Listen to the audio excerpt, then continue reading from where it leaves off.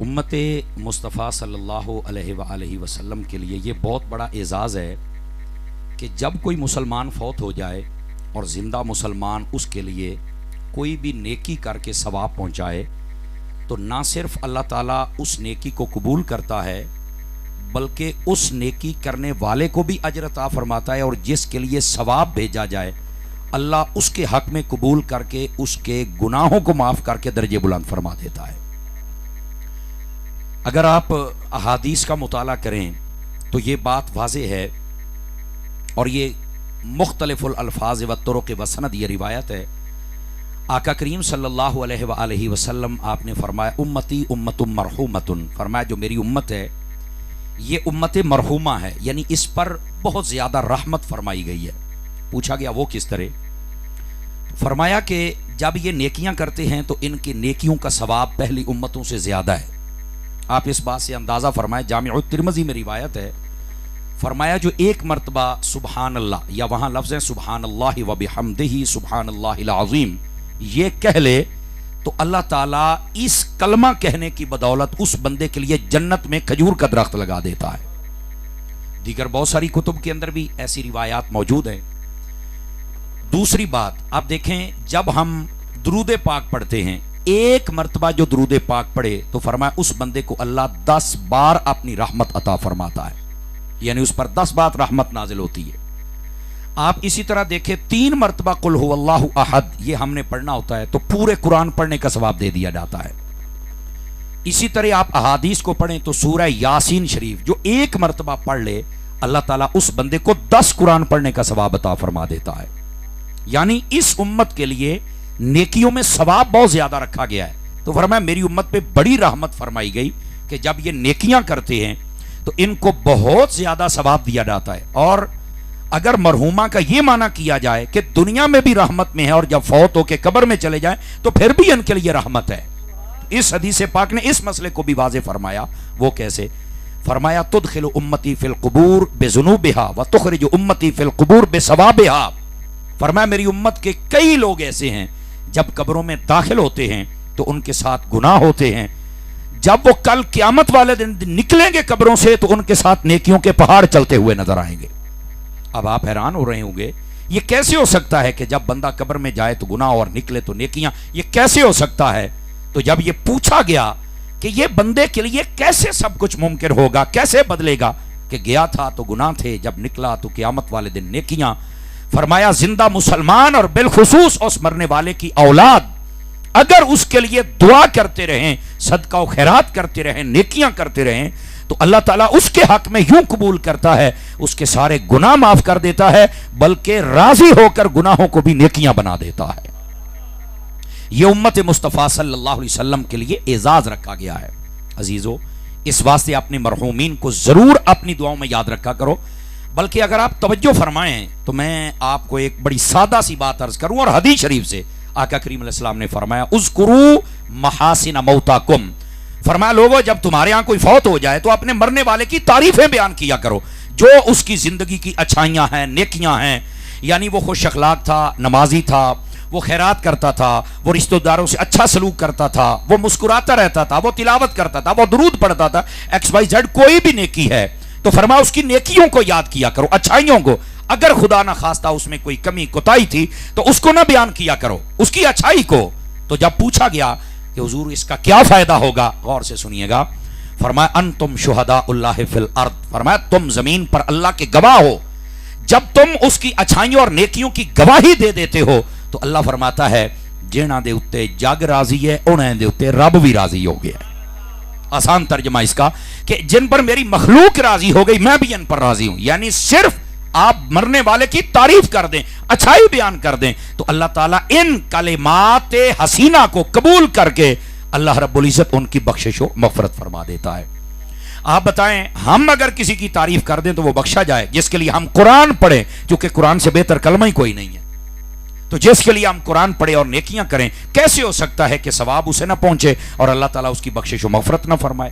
بلکہ اگر آپ احادیث کا مطالعہ کریں تو نبی پاک صلی اللہ علیہ وآلہ وسلم آپ نے ارشاد فرمایا، آپ فرماتے اقرأوا یاسین علی موتاکم او کما قال علیہ السلام، فرمایا لوگو جب تمہارے ہاں کوئی فوت ہو جائے تو اس پر سورہ یاسین پڑھا کرو. تو آقا کریم علیہ السلام نے فرمایا اس لیے کہ یاسین پڑھو، قرآن ہے اور قرآن کا ثواب جاتا ہے مرحوم کو. سمجھ آ رہی نا میری بات کی؟ اب یہ یاسین کا کیوں کہا؟ قرآن کی باقی بھی تو 113 صورتیں ہیں نا، تو فرمایا یہ یاسین قرآن کا دل ہے، اس لیے کہا. اور دوسری بات، ایک مرتبہ جو یاسین شریف پڑھ لے اللہ تعالیٰ پورے 10 قرآن پڑھنے کا ثواب عطا فرما دیتا ہے. اس کا مطلب یہ نہیں کہ باقی قرآن نہیں پڑھ سکتے، پڑھ سکتے ہیں، لیکن اس کی فضیلت زیادہ ہے. اور موتاکم کے لفظ ہیں کہ اپنے مرحوم کے لیے ضرور آپ سورہ یاسین شریف پڑھا کریں. تو میرا خیال ہے جتنے مہمان آتے ہیں نا، کوشش یہ کیا کریں یا اپنے گھر سے پڑھ کے آئیں جو آپ نے مرحوم کو ایصال ثواب کرنا، یا یہاں آ کے پڑھے. ہمارے یہاں ایک عجیب انداز ہے، کوئی ناراض نہ ہو جائے، یہ مسئلہ بتانا ہوتا ہے، کسی کا دل توڑنا مقصد نہیں ہوتا. جب آتے ہیں تو کوئی سیاست کی گپ لگا رہا ہے، تو کوئی جناب ملک پر تبصرہ کر رہا ہے، تو کوئی جناب اوانیاں گوانیاں تے تبصرہ کردہ پہ ہے. آ ہی گئے ہو تو جس کے لیے آئے ہو اس کے لیے کچھ پڑھ لو. راستے میں جب آتے ہو تو آتے ہی تسبیح ہاتھ میں پکڑو، فضول باتیں نہ کرو یار. جس مقصد کے لیے، وہ کیا مقصد ہے؟ کھانا پینا تو ہمارا مقصد نہیں ہے بھائی جان. ہم یہاں آئے ہیں تاکہ ان کا دکھ بانٹیں، ان کے لیے دعا کر کے جائیں اور مرحوم کی بخشش کی دعا کریں. تو اس کے لیے کوئی تحفہ اور گفٹ تو لے کے آؤ نا یار. اور کیا ہے اس کو سب سے زیادہ جو تمہاری حاجت ہے وہ نیکیاں اور دعا کی تمہاری حاجت ہے.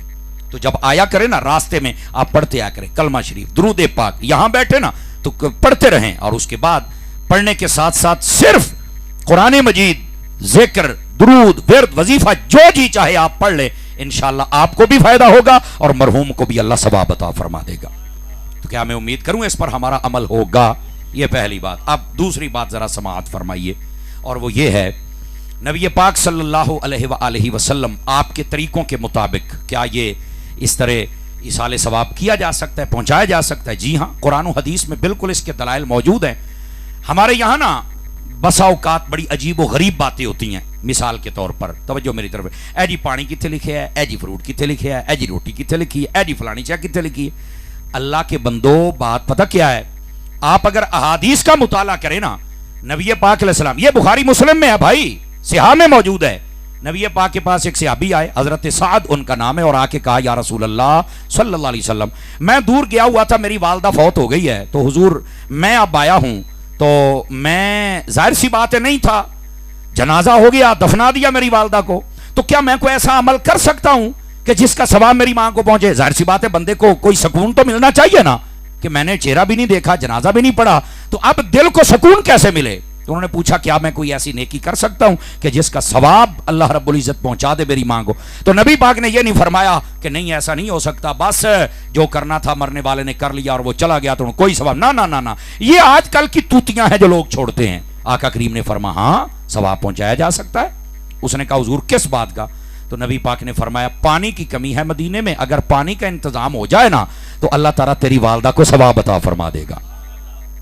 اس نے پانی کا کنواں کھدوا دیا، اس کے اوپر لکھ دیا گیا ہذہ لأم سعد، فرمایا کہ یہ کنواں سعد کی ماں کے لیے ہے، اوپر نام لکھ دیا گیا. اب کسی نے نہیں کہا غیر اللہ کا نام آ گیا ہے اور یہ ناجائز و حرام ہو گیا. اللہ کے بندے ایصال ثواب ہوتا ہے، یہ غیر اللہ کے نام پر نہیں ہو جاتا سارا. یہ نشانی ہوتی ہے کہ ثواب اس کو پہنچانا ہے. ثواب جیسے قربانی کا جانور میرا ہے، اور میرا نام آ گیا تو کیا حرام ہو گیا؟ نہیں، یہ ثواب میرے لیے کر میں رہا ہوں بس. ورنہ جب ذبح کرنا ہے چھری تو اللہ کے نام پہ پھیرنی ہے نا. اللہ کا نام لے کر جانور کو ذبح کریں گے تو جانور حلال ہو جائے گا، ثواب ہمیں مل جائے گا. اپنے والد صاحب کی طرف سے کر دیں، صحابہ کی طرف سے کر دیں، اہل بیت کی طرف سے کر دیں، جس کو مرضی ثواب پہنچائیں آپ کر سکتے ہیں. تو کہنے کا مقصد یہ، اس میں کوئی مسئلہ نہیں ہے. اب پورا کنواں کھدوا کر سال ہا سال تک، صدیوں تک وہ چلتا رہا. یہ اب جب مسجد نبوی کی توسیع ہوئی تو اب وہ کنواں اگر 21 نمبر گیٹ کی طرف سے داخل ہونا تو اب مسجد نبوی کے اندر آ گیا. بالکل اسی طرح اوپر کلینے ہیں، لیکن جن کو پتہ ہے وہ اٹھا کے اس کنواں نشان انہوں نے باقی رکھا ہے. وہ کالے کلر کا وہاں پر نا ایک گول دائرہ لگا ہوا ہے، پتہ بھی ایتھے وہ کھو سی، وہ جو حضرت سعد کی والدہ کے لیے تھا. ٹھیک ہے. اب دیکھیں ہمارے ختم میں کیا ہوتا ہے، ایک گلاس پانی دا ہوندا ہے کہ کئیاں لوکاں نوں بڑا ہی وٹ چڑھدا ہے. او پتر ساڈے گلاس تے تڑفی جانا ہے، اوتھے پورا کھو ہے سی. سمجھ آئی نا، کتھے گلاس سے کتھے کھو. یعنی ہمارے ختم اور ان کے ختم، ہمارے ایصال ثواب اور ان کے ایصال ثواب میں فرق یہ ہے کہ وہ پورے پورے کنویں پانی کے دے دیتے تھے، ہم ایک گلاس دے دیتے. سمجھ آ رہی ہے میری بات کی نہیں آ رہی؟ پھر دوسری روایت ایک اور سے ابھی آ گئے. بعض روایت میں وہ بھی حضرت سعد کا نام ہے, اس روایت میں بھی انہوں نے کہا میری والدہ بھی فوت ہو گئی ہے, تو میں اپنی والدہ کی طرف سے کوئی ایسا عمل کر سکتا ہوں کہ اللہ ثواب انہیں پہنچے؟ فرمایا ہاں. کس چیز کا؟ فرمایا پسندیدہ چیز دے دو اللہ کی راہ میں. انہوں نے کہا یہ باغ مجھے بڑا پسند ہے, آپ گواہ ہو جائے میں اس کو دے رہا ہوں. فرمایا ٹھیک ہے. اس نے پورا باغ اللہ کی راہ میں خیرات کر دیا. 85 کلو فروٹ لے آئے تو لوگ پوچھتے ہیں کتنے لکھے ہے, وہ پورے باغ ہی دیتی جاندے سن. توجہ ہے کہ کوئی نہیں ہے؟ یعنی ہمارے اور ان کے ایصال ثواب میں یہ فرق ہے. وہ پورے کا پورا باغ دے دیتے, پورے کا پورا کنواں پانی کا, اور ایتھے گلاساں تے لوگ کی تڑفی جاندے نے. اللہ دے بندیا تو نہیں دینا وکری گل ہے, لیکن یہ کہنا کہ ثواب نہیں پہنچا یا کتنے لکھے ہے, اکھاں کھول کے یہ قرآن و حدیث کا مطالعہ کرنا چاہیے. اس امت کے ساتھ مہربانی اور محبت والا سلوک کرنا چاہیے, نہ کہ ان کو اپنے مرنے والوں سے بھی دور کر دینا چاہیے. مرنے والوں کو ان چیزوں کی ضرورت ہوتی ہے, اور یہ احادیث طیبہ کے اندر یہ باتیں واضح ہیں. پانی کا ثواب, اور اس سے بڑھ کے باغ کا ثواب, اس سے بڑھ کے نبی پاک صلی اللہ علیہ وسلم آپ ہمیشہ 2 قربانیاں کیا کرتے تھے. آقا کریم 2 قربانیاں. پوچھا گیا حضور ایک آپ کی, دوسری کس کی ہے؟ فرمایا یہ میری امت کی طرف سے ہے. ایک روایت میں ہے میری آل کی طرف سے اور میری امت کی طرف سے ہے. تو یہ نبی پاک خود ثواب پہنچا رہے ہیں. سمجھ آ رہی ہے میری بات کی نہیں؟ بلکہ یہاں تک کہ جب آقا کریم علیہ السلام نے پردہ فرمایا تو حضرت علی رضی اللہ عنہ آپ کو وصیت فرمائی کہ میرے بعد تم نے 2 قربانیاں کرنی. حضور کس لیے؟ فرمایا ایک علی کی ہوگی, ایک نبی کی ہوگی.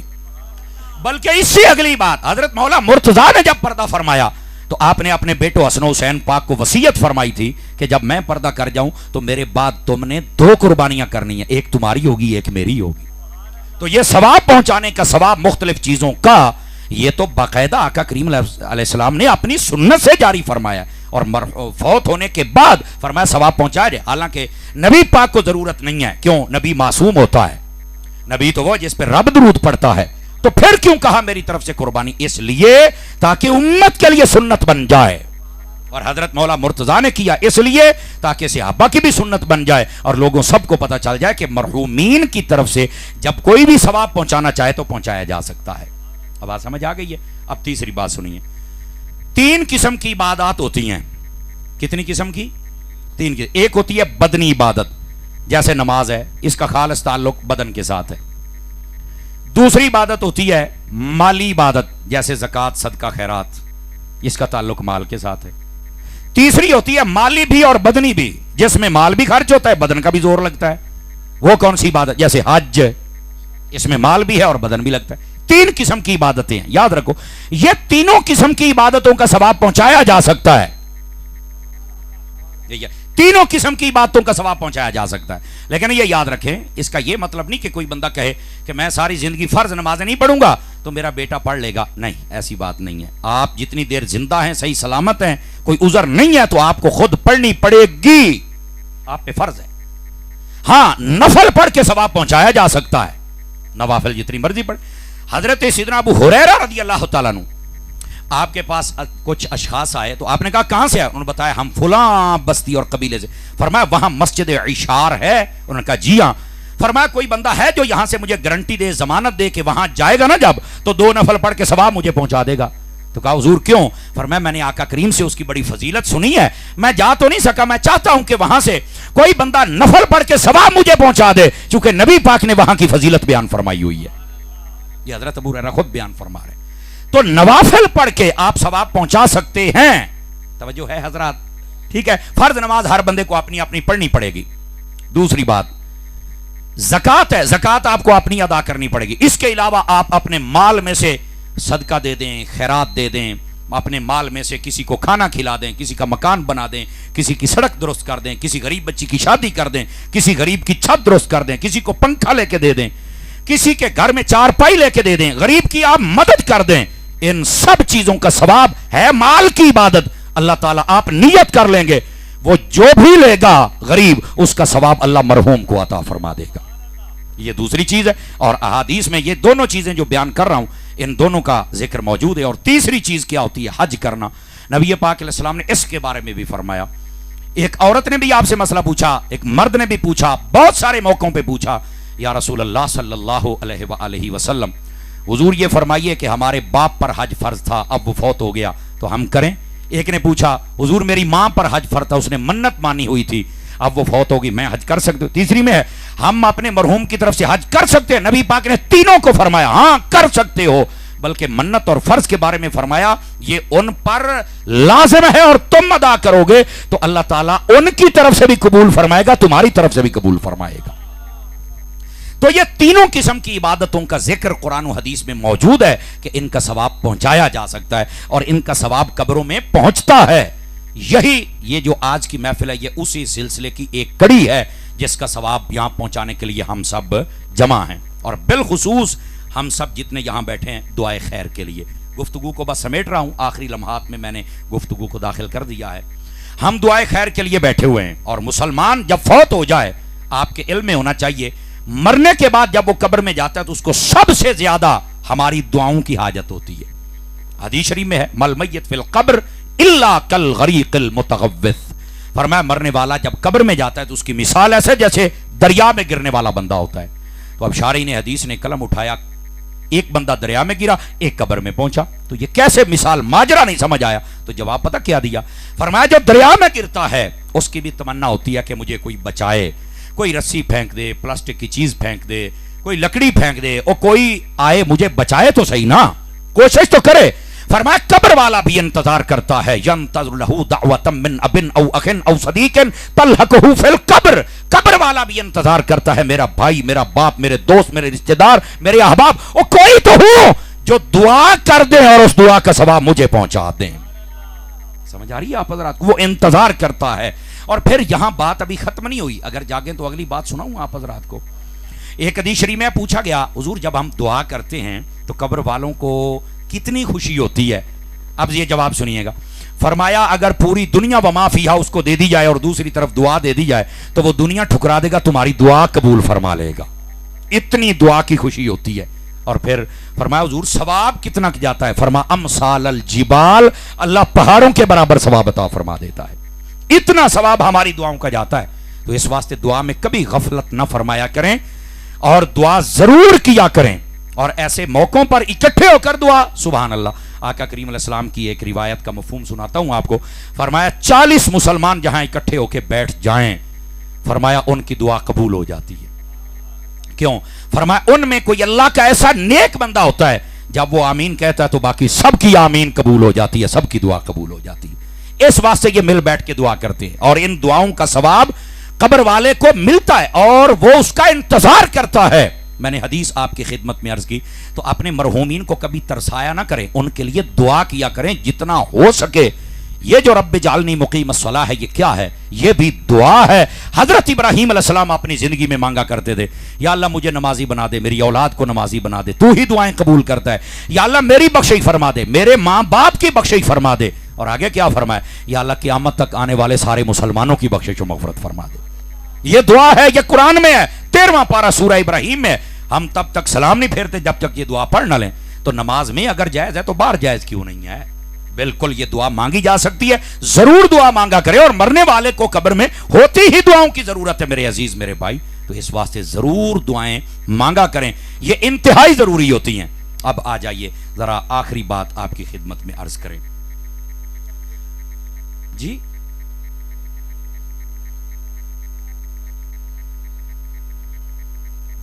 جی میں عرض کر دیتا ہوں. کہتے ہیں اگر کوئی بیمار ہو اور وہ نیکیاں نہ کر سکے تو اس کے لیے کیا حدیث میں فرمایا گیا. دیکھیے اس کا ایک بیک گراؤنڈ ہے, پہلے وہ سنیں پھر آپ کو سمجھ آئے گا. آقا کریم صلی اللہ علیہ وآلہ وسلم آپ کی حدیث شریف یہ روح البیان شریف میں سورہ والتین کی تفسیر میں موجود ہے. یہ حدیث شریف حدیث یہ ہے, فرمایا اگر کوئی بندہ اپنی زندگی میں نیکیاں کرتا ہے, مثال کے طور پر وہ نماز پڑھتا ہے اس کی عادت ہے, روزے رکھتا ہے اس کی عادت ہے, وہ درود پڑھتا ہے اس کی عادت ہے, وہ کرتا ہے, صدقہ کرتا ہے, خیرات کرتا ہے, ایکس وائی زیڈ کوئی نیکی کرتا ہے, عادت بنی ہوئی ہے. فرمایا اگر وہ بیمار ہو جائے اور نہیں کر سک رہا تو جب اس نیکی کا ٹائم آتا ہے نا, اللہ فرشتے کو کہتا ہے اس کی وہ نیکی لکھ. تو فرشتہ کہتا ہے باری تعالیٰ بظاہر تو اس نے نہیں کی, تیرا حکم ہے تو میں لکھتا تو ہوں, لیکن تیرا تو حکم تھا کرے گا تو لکھ. تو اللہ فرماتا ہے یہ کیوں نہیں کر رہا؟ تو فرشتہ کہتا ہے باری تعالیٰ یہ تو بیمار ہے. تو اللہ فرماتا ہے کہ جب یہ صحیح تھا تو کرتا تھا نا, تو کہا تب تو کرتا تھا, تو اب کیوں نہیں کر رہا؟ تو فرمایا اس لیے کہ یہ بیمار ہے. تو فرمایا بیمار کس نے کیا ہے؟ باری تعالیٰ وہ تو تیری رضا ہے. تیری طرف سے امتحان ہے، تو اس کے درجے بلند کر رہا ہے. جو چھوٹے بڑے اور گناہ وہ سب مٹا رہا ہے. یہ بخار جو ہوتا ہے یہ بھی بندے کے، اور بیماری کوئی کسی قسم کی، بندہ صبر کرے، شکوے نہ کرے مالکوں سے، تو اللہ تعالیٰ اس بیماری پر صبر کرنے والے کو بھی اجر عطا فرماتا ہے، گناہ مٹا دیتا ہے.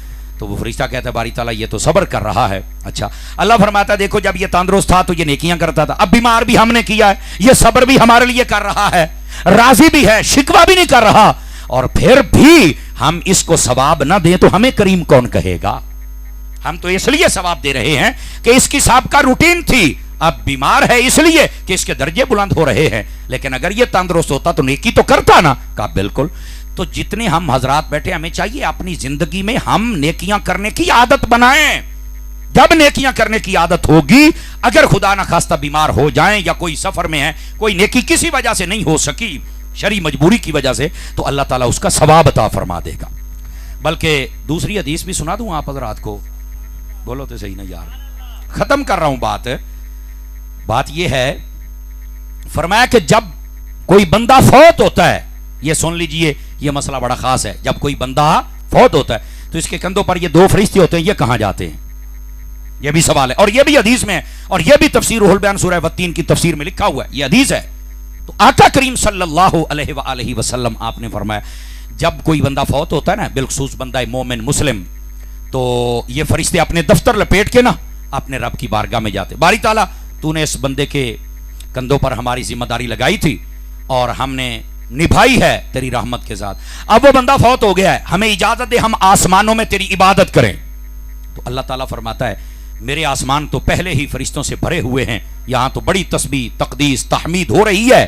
تو کہتے پھر ہم کدھر جائیں؟ یہاں یہ مسئلہ سن لیں، اگر کوئی بندہ فوت ہو جائے تو یہ فرشتے دوسرے پیدا ہونے والے کے کندھوں پہ نہیں جاتے، اس کے لیے نئے آتے ہیں. یہ یا اللہ کے ہاں کمی نہیں ہے، وما یعلم جنود ربک الا ہو. سمجھ آ رہی ہے؟ یہ یاد رکھ لیں، اللہ رب العزت کے لشکروں کو کوئی نہیں جانتا، اور اس سے مراد فرشتے ہیں. ٹھیک ہے؟ تو یہ جو فرشتے ہوتے ہیں اللہ ان سے فرماتا ہے یہاں تو آسمان بھرے ہوئے. وہ کہتے پھر ہم کدھر جائیں؟ اب جواب سنیے حدیث کیا کہتی ہے. اللہ فرماتا ہے تم ایسے کرو، جس بندہ مومن کے کندھوں پر تھے نا اس کی قبر پر چلے جاؤ. یہ فرشتے اس کی قبر پہ آ جاتے ہیں. ہمیں پتا ہونا چاہیے مرنے کے بعد یہ ہمارے فرشتے کہاں جاتے ہیں. جب قبر پہ آتے باری تعالیٰ ہم وہاں کیا کریں گے؟ بھائی اس کے کندھوں پہ تھے تو پھر تو ہماری یہ ڈیوٹی، اب کیا کریں؟ اللہ فرماتا سبحانی وکبرانی وحللانی، فرمایا تم نے وہاں پر اللہ اکبر کا ورد کرنا ہے، سبحان اللہ کا کرنا ہے، اور الحمدللہ کا ورد کرنا ہے. فرشتوں کو حکم ہے قبر پہ چلو بندہ مومن کی، اور یہ 3 تسبیحاں پڑھو. باری تعالیٰ ہم پڑھتے رہیں گے صبح سے شام تک، تو پھر کیا کریں؟ فرمایا صبح سے شام اور شام سے صبح تم نے پڑھتے رہنا کنٹینیو. باری تعالیٰ پھر کیا کرنا ہے؟ اللہ فرماتا ہے وقت باہل عبدی، یہ پڑھنا تم نے ہے اور لکھنا میرے بندے کے نامہ اعمال کے اندر ہے. اے بندہ مومن تو دیکھ تیرے لیے رب نے بخشش کا کیسا کیسا سامان بنایا ہوا ہے، لیکن تو بھی تو اپنے رب کی طرف تھوڑا لو لگا کے دیکھ نا، اپنے رب کی عبادت کر کے دیکھ، اپنے رب کو راضی کر کے دیکھ. جس دنیا کے پیچھے ہم بھاگ رہے ہیں نا، اس دنیا سے بے وفا اور کوئی چیز نہیں ہے، اور جتنی وفا رب رسول کی رحمت میں ہے قسم خدا کی اتنی وفا کسی اور چیز میں نہیں ہے. تو ہم سب یہ جتنے اب تو کئی زندگی گزار بیٹھے، اب آپ منہ بول دینے اے ہن تو ساڑیاں قبر چ لتاں نے، تو میں کیا قبر چ صرف لتا ہی نہ پا، تھوڑا جا دماغ بھی قبر ال لے جا. توجہ نہیں فرما رہے آپ حضرات. اس بڑھاپے کے عالم میں بھی اگر زبان پر عجیب و غریب باتیں ہیں، بس اوقات ہوتا ہے میں نے شوگر ہے، لیکن جب زبان سے بولتے ہیں تو یقین کرو عجیب صورتحال ہے. پورے جسم نو شوگر ہے، زبان دے وچ اودا ہی زہر ہے.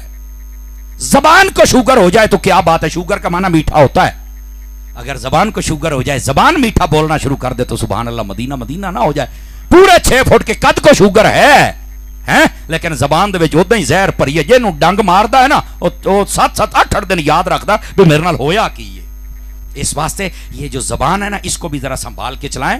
روایت میں یہاں تک ہے جب صبح دن طلوع ہوتا ہے سارا جسم زبان کے سامنے ہاتھ باندھتا ہے. حدیث ہے، گپ نہیں ہے، اور کہتا ہے اے زبان ذرا ہمارے اوپر رحمت فرمانا. وہ زبان کہنے کی ہویا ہے تو آگے سے پورا جسم کہتا ہے ٹیڑھا تم نے بولنا ہے اور سزا ہمیں ملنی ہے، اچھا تم نے بولنا ہے اور راحت ہمیں پہنچنی ہے.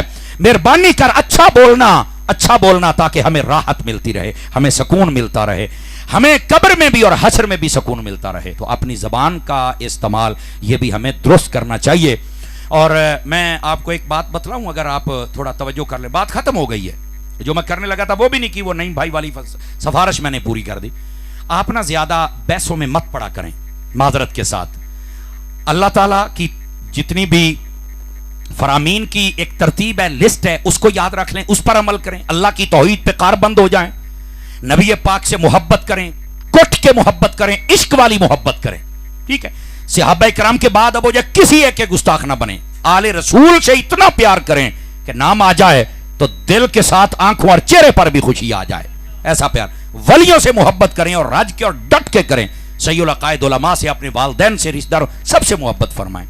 بحثوں میں نہ پڑیں. یہ قوم پتہ کیسی قوم بن چکی ہے, یہ 15 منٹ بحث کرتی ہے امرود والے سے. اوے امرود میٹھے نے, میں پیسے دینے نے, مینوں صحیح طرح امرود دے.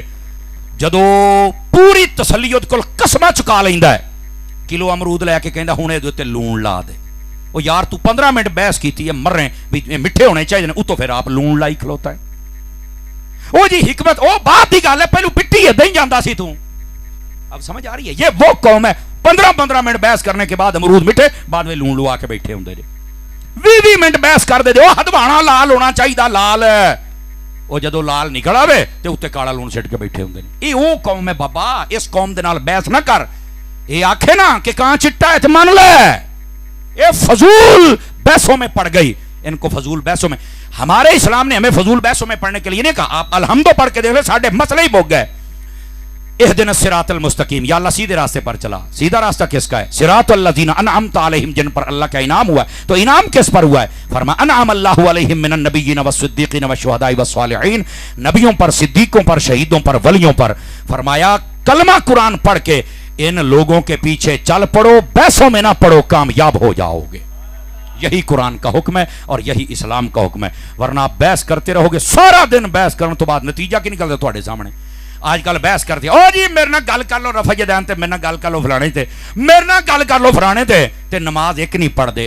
وہ الو قسم کی قوم اور یہ نوجوان بن گئے. معذرت کے ساتھ کسی کو دکھ لگے تو میرے پاس اس کے علاوہ لفظ ہے ہی نہیں, میں کروں کیا.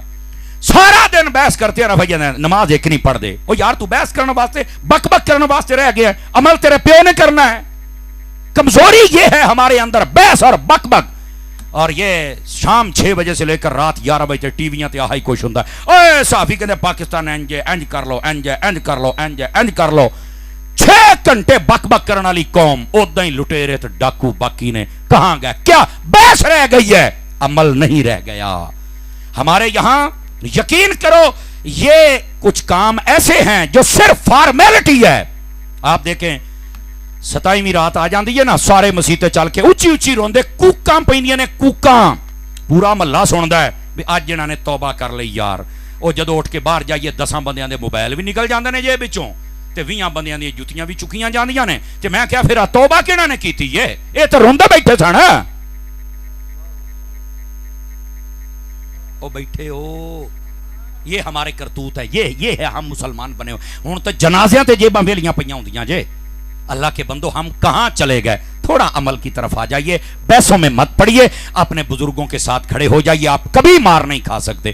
اللہ کریم آپ کی اور میری حاضری قبول فرمائے, آمین. بجاہ حبیب کل کریم صلی اللہ علیہ وآلہ وسلم.